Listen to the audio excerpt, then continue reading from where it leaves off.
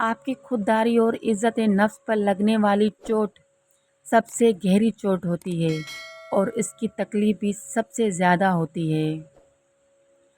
ہم کسی بھی شخص سے اس وقت تک لڑتے ہیں جب تک اس سے پیار کی امید ہوتی ہے، اور جب یہ امید دم توڑ دیتی تو ہم لڑنا بھی چھوڑ دیتے ہیں۔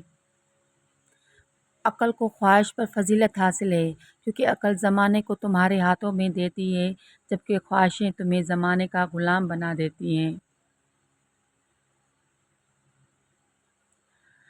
کریلے لطف دیتے ہیں اگر پکانے والا اچھا ہو، سلیقے سے کھائے جائیں تو سچ کڑوا نہیں لگتا۔ مانو قدسیہ کہتی ہے، ہر اس شخص سے کنارہ کر لو جو تمہیں اپنی مرضی کے مطابق محبت دے۔ فیکٹری آفس کے مالک کبھی غریبوں کی بد دعائیں نہیں لینا چاہتے، اس لیے انہوں نے سپروائزر اور مینیجر رکھے ہوتے ہیں۔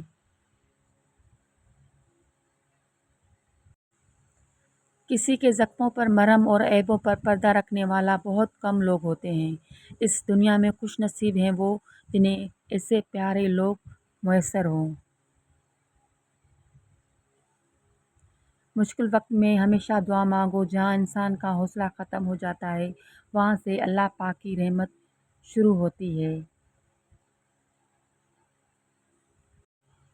سب سے بہتر وراثت جو آئندہ نسلوں کے لیے چھوڑی جا سکتی ہے وہ اچھا چال چلن اور بلند کردار ہے۔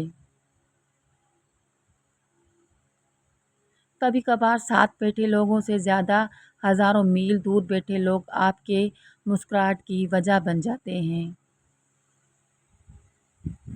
انسان بڑا بھی ہو جائے لیکن ماں کی ضرورت ہمیشہ رہتی ہے، خوش ہو یا غم میں۔ خود کو غلط سمجھنے کی توفیق بھی اللہ کریم کی طرف سے ملتی ہے، ورنہ تو لوگ غلط ہوتے ہوئے بھی خود کو صحیح سمجھتے ہیں۔